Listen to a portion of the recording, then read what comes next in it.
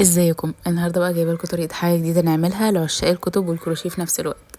انا كواحده بتحب الكتب الورقيه بقى عندي علامات مرجعيه كتير جدا اللي هي البوك مارك يعني، وكمان عملتها بالورق اللي هي الفراشه دي، بصراحه كانت ثابته وحلوه قوي. فجات لي الفكره بما اننا اخدنا مع بعض ازاي نعمل غرزه الحشو وغرزه النص عمود، ان احنا نعمل حاجه تكون بسيطه وحلوه للتدريب على الغرزتين دول. يلا بينا نبدا على طول نشوف ازاي نعمل بوك مارك.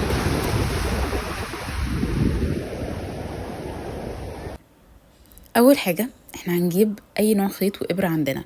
الابره طبعا لازم تكون مناسبه للخيط، ولو احنا لسه في البدايه كده يا ريت الخيط يكون متوسط او تخين. تمام، ده هيبقى احسن. هنعمل عقده البدايه. تقريبا البوك مارك دي احنا نتدرب فيها على كل الحاجات اللي احنا اتعلمناها قبل كده. احنا اتعلمنا عقده البدايه والسلسله وغرزه الحشو وغرزه النص عمود، هننفذهم كلهم دلوقتي. تمام، هنعمل في الاول 5 سلاسل. 4 5 كده عملت 5 سلاسل، وهزود واحدة علشان غرزة الحشو، يبقى كده 6 سلاسل. هنلف السلاسل، هنلاقي في الظهر فيه لفة خلفية، هي دي اللي هنشتغل عليها غرز حشو. تمام، اللي هي هندخل بالإبرة من تحت اللفة الخلفية دي ونسحب لفة من الخيط، هيبقى معانا فتلتين على الإبرة، هنطلع من الاتنين مع بعض. نحاول واحنا شغالين ما نبقاش شادين ايدينا، وعلى قد ما نقدر تبقى الغرزة كده مرتاحة، عشان ده هيسهل علينا الشغل بعد كده.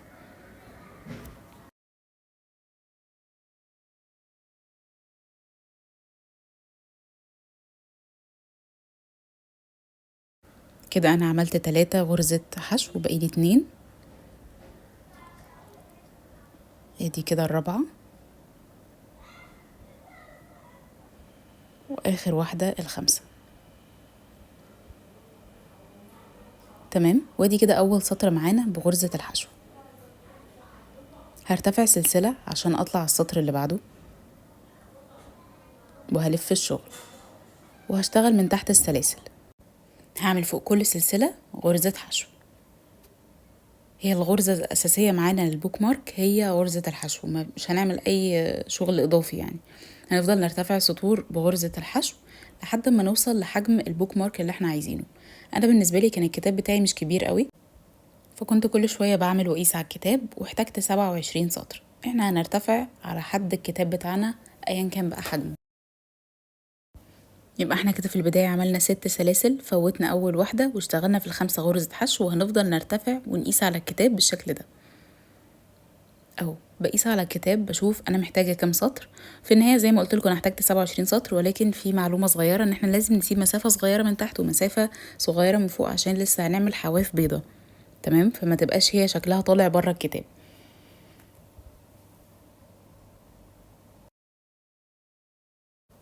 بعد ما بنوصل للحجم اللي احنا عايزينه بنعمل سلسله، وبعدين بنقص الخيط ونطلع الخيط كده بره السلسله، وبس كده دي تبقى جهزت معانا.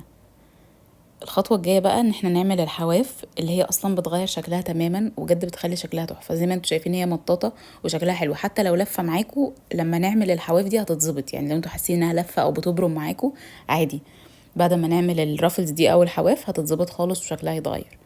الحواف دي احنا المفروض نشتغلها على الجوانب. احنا مش هنبدأ من ال5 سلاسل، احنا هنبدأ من الجنب كده، يعني قبل السلسلة الثابتة اللي هي السلسلة الارتفاع هندخل قبلها، يعني مش هندخل فيها، لا هندخل قبلها.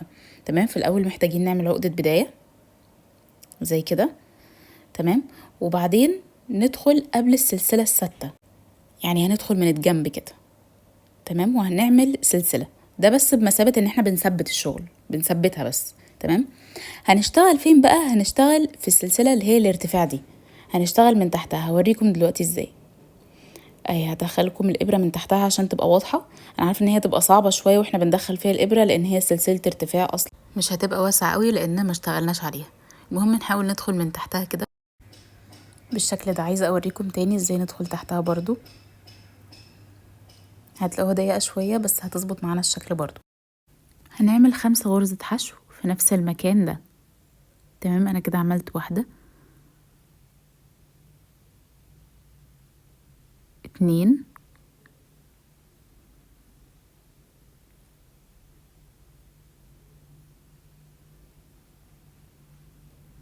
3،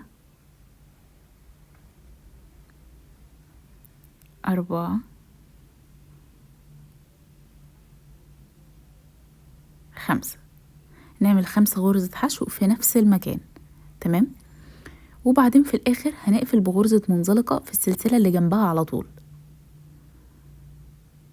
وكده اول واحدة اتعملت معانا.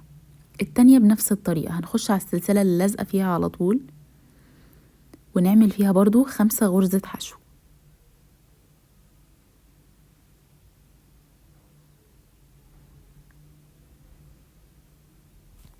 وهنكرر بنفس الطريقة. غرزة الحشو طبعا احنا اخدناها الفيديو اللي فات وتعلمناها، وهي عبارة عن ان احنا بناخد لفة من الخيط وندخل من تحت السلسلة، وبعدين ناخد لفة تانية من الخيط ونطلع من التلاتة مع بعض، وانا شرحها بالتفصيل في فيديو هي وغرزة الحشو. وهنعمل مع بعض البوك مارك دي كتدريب عليه. هنكمل نعمل 5 غرزة نصف عمود في نفس المكان، وبعدين هنقفل بمنزلقة في السلسلة اللازقة فيها على طول. احنا مش بنفوت سلاسل، احنا بنشتغل في سلسلة 5 غرزة حشو، والسلسلة اللي جنبها على طول نعمل منزلقة. تمام. الخيط اللي معانا ده هنشتغل عليه دلوقتي وهوريكم هنشتغل عليه ازاي. تمام. هنكمل بنفس الطريقة. يلا بقى نشوف هنشتغل على الجنب ازاي. طبعا الجنب دي مش سلاسل، دي الغرز اللي احنا اشتغلناها. لو نلاحظ ان هنلاقي صف او سطر نهايته واسعة، وسطر تاني نهايته ضيقة. السطر اللي نلاقيه ضيقة هي دي اللي نشتغل فيها، ما نشتغلش في الحتة الواسعة. يعني زي ما انا هشاور لكم مثلا هنا او هنا او مثلا هنا، ما نشتغلش في حتت واسعة او في حتة لما شد الخيط توسع وتعمل شكل معايا، لان دي في الاخر هتبوظ مني ويبقى شكلها مش حلو. يبقى المفروض ان انا اشتغل في السطر اللي نهايته بقى فيه زي رابطة كده، او انا هصورها لكم برضو بالتقريب اكتر. اللي هو السطر اللي بيبقى نهايته ضيق، اللي هو تحس ان انتي بتدخلي الابرة بالعافية. تمام. يبقى ما نشتغلش في حتة واسعة، وما نشتغلش في حتة الغرزة واسعة فيها، لا نشتغل في حتة ضيقة. تمام. عملت فيها غرز نص عمود زي ما انتوا شايفين. تمام. حتى لما اجي اقفل بغرزة منزلقة برضو هقفل في ايه، في اللي فيها رابطة او اللي هي الضيقة، مش هقفل في حتة دلوقتي هقفل فين. تمام. علشان ما تبقاش مشدودة وما تبقاش عاملة فتحة كده وشكلها مش حلو. وهكمل بنفس الطريقة. يبقى احنا لما نيجي نشتغل على الجنب ده ما نشتغلش على الحتة الواسعة ونشتغل على الحتة الضيقة.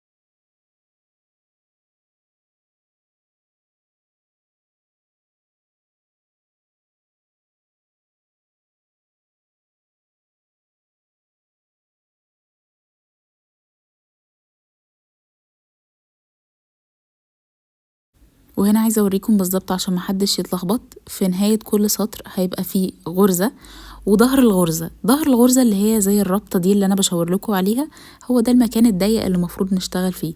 لان لو اشتغلنا في حتة واسعة وعملنا فيها 5 غرزة نص عمود هنلاقيها مشدودة جدا وعاملة فتحة كده ويبقى شكلها وحش خالص. انما المفروض نشتغل في حتة ضيقة عشان يبقى الشغل نفسه مشدود وحلو. تمام. انا متأكدة برضو واحنا شغالين هتقدروا تفرقوا ده بعينيكوا بالنظر كده، وهتفهموا قصدي ايه المقصود بالحتة الواسعة والحتة هنكمل الضيقة. بنفس الطريقة لحد ما نوصل لنهاية السطر ده وارجع لكم تاني.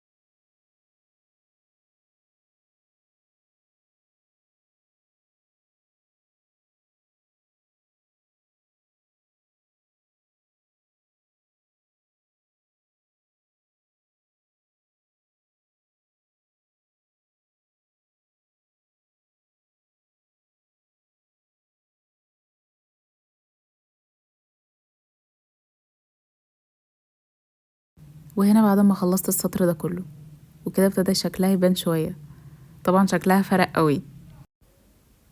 طيب احنا هنشتغل فين؟ هنشتغل على السلاسل دول. هنا احنا بقى عندنا سلاسل فالدنيا اوضح شوية، هنشتغل على السلاسل دي هنا كده. تمام، يبقى على طول هنبدأ فيها. هي دي هدخل من تحتها بس بالإبرة عشان أبينها لكم أكتر. هي دي،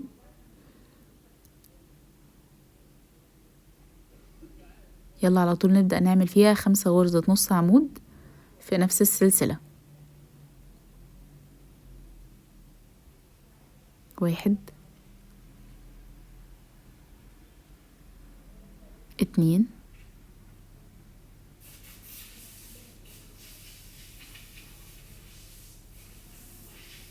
3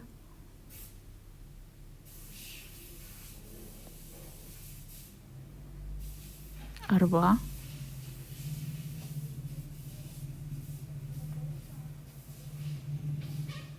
آخر واحدة 5. تمام، بعد ما عملنا 5 غرزة نص عمود هنقفل بغرزة منزلقة في السلسلة اللي جنبها على طول. زي ما اتفقنا في السلاسل احنا مش بنفوت سلسلة، لا بنشتغل كله ورا بعضه على طول.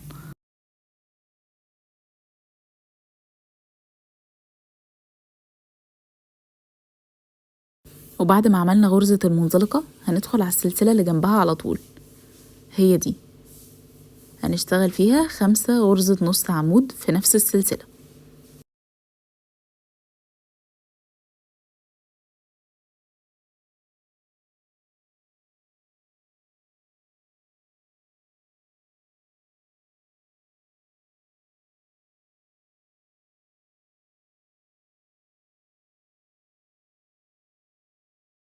السلسلة اللي بعدها على طول هنعمل فيها غرزة منزلقة، لازم في السلسلة اللي بعدها على طول، يعني نركز في النقطة دي. لو مثلا لقيناها متدارية أو حاجة برضو ندور عليها ونطلعها. وبعدين في السلسلة اللي جنبها برضو هنعمل 5 غرزة نص عمود، اهي السلسلة اللي جنبها اللي هي دي.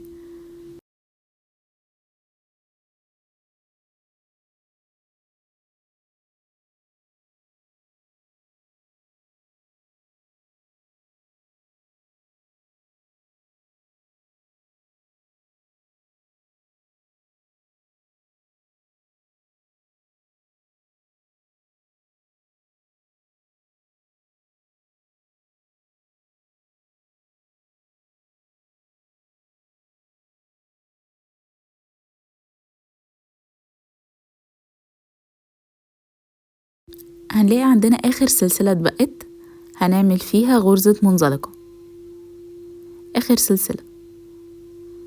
أيوة، بس عملنا 5 غرزة منزلقة. الخيط ده برضو هندريه تحت الشغل واحنا شغالين، لو ما دريناهوش ممكن ندريه عادي في النهاية بإبرة تنظيف. تمام، يعني براحتكم خالص. هنشتغل بنفس الطريقة، هنشتغل على الحتة الضيقة أو في الغرزة الضيقة، مش في الغرزة الواسعة زي ما شرحت لكم في أول الفيديو. اهي في الأماكن دي اللي أنا بشاور عليها. تمام. وعلى طول هاخد لفة من الخيط وادخل في المكان الغرزة اللي انا قلت لكم عليه، واعمل 5 غرزة نص عمود. وحتى لما باجي اعمل غرزة منزلقة بعملها برضو في الغرزة الضيقة، محدش يروح يعملها في الواسعة لان هي برضو بتتشد. فالاولى طبعا عشان الشغل يطلع مظبوط وحلو ان احنا نعملها في الضيقة. هنكمل الباقي بنفس الطريقة وهرجع لكم تاني. وهنا بعد ما خلصنا الحواف كلها او الرفلز كلها، بجد شكلها خطير يا جماعة، وانا متأكدة انكم هتعرفوا تعملوها. اخر خطوة اننا بنعمل غرزة منزلقة في الغرزة الاولى اللي انا عملتها في البداية خالص وقلت لكم انا بثبت بيها، فاكرين؟ هي دي الغرزة اللي هنعمل فيها غرزة منزلقة. وبعدين هنقص الخيط ونشده لفوق كده. انا كان الخيط بتاعي اصلا خلص بالحظ كده، فبالتالي خلاص. لو انتم الخيط بتاعكم لسه متصل بالشلة هنقصه وهندريه في الظهر بإبرة التنظيف. هنجيب إبرة تنظيف وندخل الخيط جواها كده.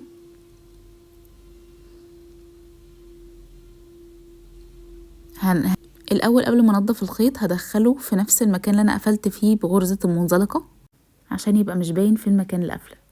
وبس كده، شايفين الشكل النهائي تحفة. الخيط بقى اللي طالع ده واي خيط تاني لازم انضفه الاول علشان يبقى شكلها مظبوط اكتر.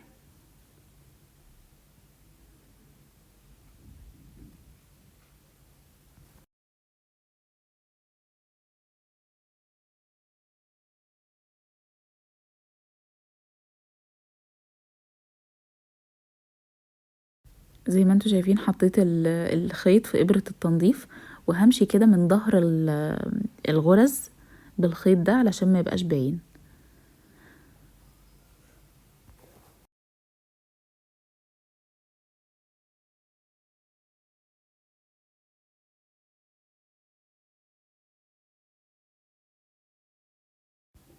وفي النهاية خالص بقص الخيط بعد ما اكون مشيت بيه شوية تحت الغرز. الخيطين دول هنضفهم بنفس الطريقة. نيجي بقى للجزء اللي هيخلي شكلها تحفة. احنا ممكن نزينها بأي حاجة، قلب، فيونكة، فراشة، براحتنا، ولكن انا اخترت الفيونكة. وكان ممكن نعملها كده بايدينا كروكي، بس انا فكرت ان انا اعملها بخيط، هيبقى شكلها احلى كتير. محتاجين خيط رفيع، ما يكونش رفيع اللي هو دقيق، يعني يكون رفيع عادي. انا كان عندي الخيط ده كان رفيع جدا، فبالتالي اشتغلت منه خيطين مع بعض. في الاول هعمل عقدة بداية وهشتغل عدد من السلاسل. انا تقريبا هنا اشتغلت 40 سلسلة، تمام، لان الخيط رفيع قوي زي ما انتوا شايفين. وطبعا الخيط رفيع غيرت معاه الابرة، يعني استخدمت ابرة رفيعة برضو زيه. الخيط ده كان خيط اوليفيا قطن، وانا استخدمت معاه ابرة رقم 3. انما الابرة اللي اشتغلت بيها البوك مارك دي كانت ابرة رقم 4.